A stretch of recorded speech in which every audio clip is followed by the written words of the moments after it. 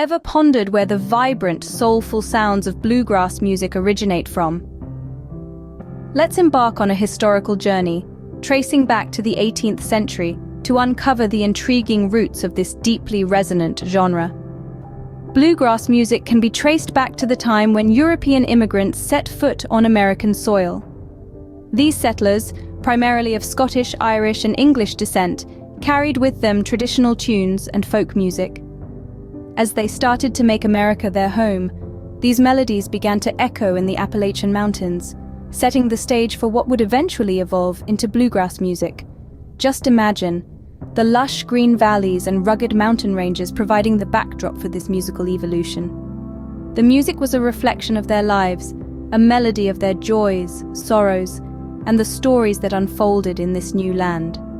But the rich tapestry of bluegrass music wouldn't be complete without mentioning the profound influence of African American musical traditions. These traditions brought a distinct rhythm and soul, blending beautifully with the European folk tunes. In fact, the banjo, which is now synonymous with bluegrass, was introduced by enslaved Africans. This instrument, originally crafted from gourds and animal skin, added a unique twang, a sound that would become a cornerstone of bluegrass. This harmonious fusion of cultures resulted in a genre that was lively and soulful, yet deeply rooted in tradition. It was music that told stories, music that made you feel, and music that connected people across cultures. This was the dawn of bluegrass, a genre that was born out of a blending of diverse musical traditions.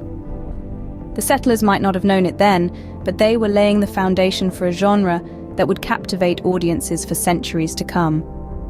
The foot-tapping rhythms, the soulful melodies, and the unmistakable twang of the banjo were just beginning to resonate across the mountains and valleys.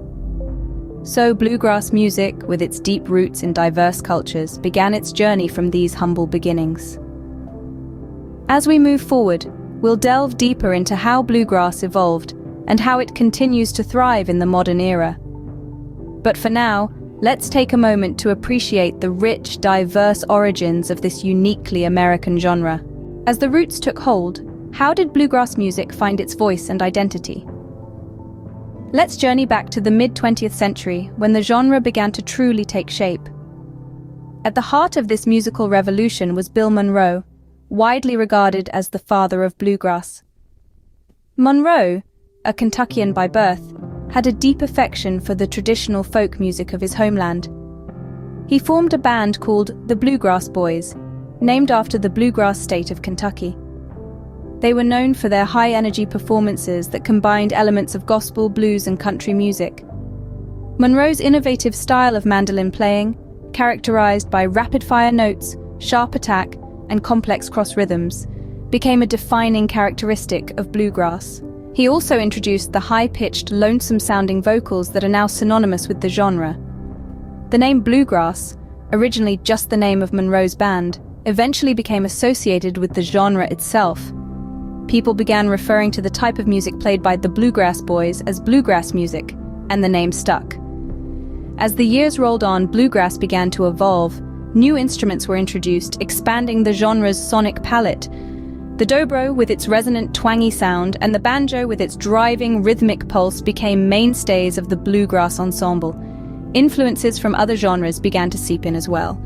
Elements of the blues, with its emotive vocal delivery and its 12-bar structures, found their way into bluegrass. Jazz, with its emphasis on improvisation and complex harmonies, also left its mark. Through all these changes, bluegrass maintained its core identity. It remained a music firmly rooted in the folk traditions of the American South, even as it absorbed influences from elsewhere. And so, bluegrass spread its wings. It moved from the secluded hollows of the Appalachian Mountains to the spotlight of the Grand Ole Opry. From the rural barn dances to the urban music halls, bluegrass was now singing its own tune. And what a sweet, soulful tune it was, echoing through the hills and valleys of America and beyond. From the stages of the Grand Ole Opry to the rural barn dances, bluegrass was now singing its own tune. Fast forward to the 21st century, how does bluegrass resonate with the modern audience? As we step into the modern era, bluegrass music thrives, holding on to its traditional roots while embracing the new. It's a genre that's not just surviving, but flourishing, with its influence reaching far beyond the Appalachian Mountains and into the hearts of music lovers globally. Bluegrass, in its modern form, is a beautiful blend of the old and the new.